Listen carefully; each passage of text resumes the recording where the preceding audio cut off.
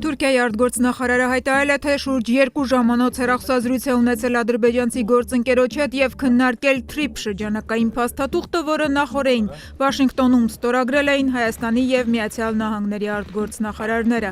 Ադրբեջանական կողմի տեսլականը կարևոր է մեզ համար։ Նախագահ Էրդողանը նույնպես տեղեկացվել է այս մասին, ասել է Ֆիդանը, հավելելով. Անկարան ցանկանում է, որ Ադրբեջանի եւ Հայաստանի միջև վերջնական խաղաղություն կնքվի, ինչպես նաեւ կարգավորվեն հայ-թուրքական հարաբերությունները։ Իրանի պետական լրատվամիջոցները հաղորդել են, որ Քարաչ քաղաքում բողոքի ցույցերի ժամանակ ձերբակալված 26-ամյա տղամարդը մահապատժի չի ենթարկվի։ Ավելի վաղ Միացյալ Նահանգների նախագահը հայտարարել էր, որ իր տեղեկություններով Իրանում ցուցարարների սպանությունները դադարել են, վարչակազմը նաև ետ է կանգնել մահապատիժների մտադրությունից։ Թրամփը միաժամանակ կրկին զգուշացրել է, որ Վաշինգտոնը հետևում է իրավիճակին եւ եթե կարմիր գծերը խախտվեն, պատրաստ է միջամտել, այդ թվում ռազմական ճանապարհով։ Թուրքիան, որ տարածաշրջանի եզակի երկրներից է, որտեղ ամերիկան ռազմակայան ունի, այսօր հայտարարել է դեմ է Իրանի նկատմամբ ռազմական գործողություններին։ Թուրքիայի համար ձեռնտու է, որ Իրանը լուծի իր խնդիրները միջազգային դերակատարների հետ եւ կանխի անկայունության հանգեցնող իրադարձությունները, հայտարարել է արտգործնախարար Հական Ֆիդանը։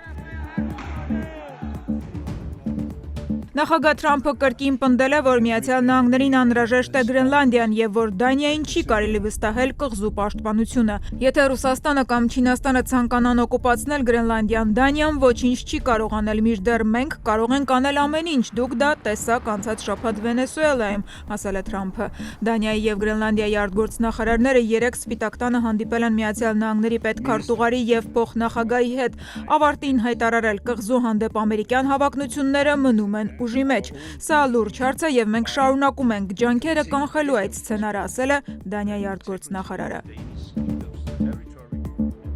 Ոչ թե Ռուսաստանը, այլ Ուկրաինան է ձգձգում հնարավոր խաղաղությունը, Reuters-ին ասել է Միացյալ Նահանգների նախագահը։ Թրամփը պնդել է, որ Ռուսաստանի նախագահը պատրաստ է դադարեցնել իր արդեն 4-րդ տարին շարունակվող պատերազմը։ Հարցին, թե ինչն է խոչընդոտում համաձայնությանը, Թրամփը պարզ պատասխան է տվել Զելենսկին։ Կրեմլից արձագանքել են այս հարցում լիովին համամիտ են Միացյալ Նահանգների նախագահի հետ։ Պուտինի խոսնակը նաև պնդել է, թե իր դանդաղկոտությամբ Կիևը սպառում է խաղաղ կարգավորման հասնելու տարբերակները։ Ժամանակն է, որ Զելենսկին պատասխանատվություն ստանձնի եւ համարժեք որոշում կայացնի, ասել է Պեսկովը։ Ավելի վաղ Զելենսկին բազմիցս կրկնել է, թե չի համաձայնի Մոսկվայի պահանջած տարածքային զիջումներին։